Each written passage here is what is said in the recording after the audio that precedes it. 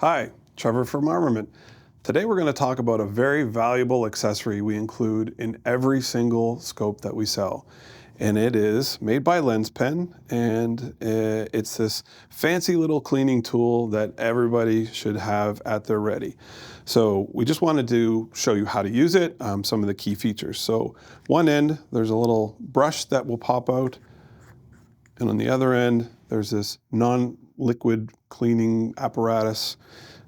The way you use it on your scope is you use the brush first, and the brush goes just to clean off any debris that you might be visible. Make sure that that's off the lens.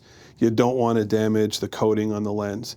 Then you use the other end of the lens pen just to lightly do circles. If you can see this around the scope, it will get rid of any watermarks or any other little debris that didn't get removed by the brush.